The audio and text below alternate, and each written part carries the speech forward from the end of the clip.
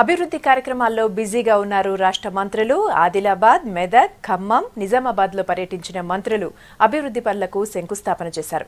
మరోవైపు రాష్ట్ర ప్రజలకు తెలంగాణ ఆవిర్భావ దినోత్సవ శుభాకాంక్షలు తెలిపారు డిప్యూటీ సీఎం కడియం శ్రీహరి.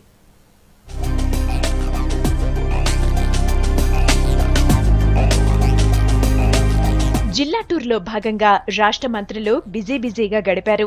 ఆదిలాబాద్లో ఇంద్రకరణ్ రెడ్డి, ఖమ్మంలో తుమ్మల నాగేశ్వరరావు, నిజామాబాద్లో హరీష్ రావు పర్యటించారు. కోట్ల రూపాయలతో ప్రారంభించే అభివృద్ధి పనులకు శంకుస్థాపనలు చేశారు.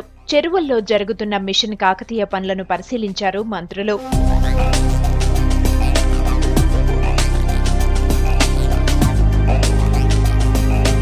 నిజామాబాద్ జిల్లా సదాశివనగర్ మండలం కల్వరాల్, ఉప్పల్వాయి గ్రామాల్లోని పెద్ద చెరువుల్లో మిషన్ కాకతీయ పనులను మంత్రి హరీష్ రావు, ఎమ్మెల్యే రవీందర్ రెడ్డి పరిశీలించారు. కొత్త ప్రాజెక్టులు నిర్మిస్తే కాంగ్రెస్ నాయకులు అడ్డుకోవడం సరికాదన్నారు హరీష్ రావు.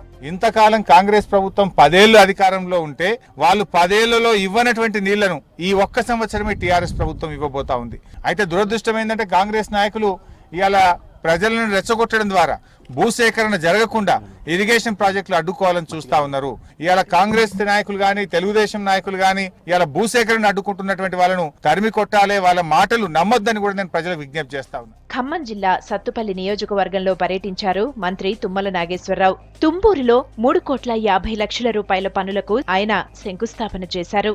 సత్తుపల్లి రింగ్ సెంటర్లో ఏర్పాటు చేసిన అమరుల స్తూపాన్ని శ్రీకాంతాచారి తల్లి శంకరమ్మతో కలిసి ఆవిష్కరించారు తుమ్మల.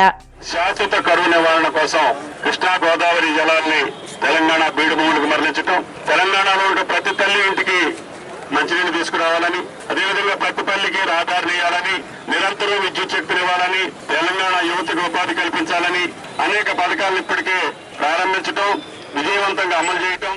ఆదిలాబాద్ జిల్లాలో నిర్మల్లో జౌలీ కాల్వ పూడికతీత పనులను ఇంద్రకరణ్ రెడ్డి ప్రారంభించారు. వర్షాకాలంలో ఇబ్బందులు రాకుండా 20 లక్షలతో జౌలీ కాలువ పునరుద్ధరణ పనులు చేపట్టామన్నారు మంత్రి ఇంద్రకరణ్ రెడ్డి.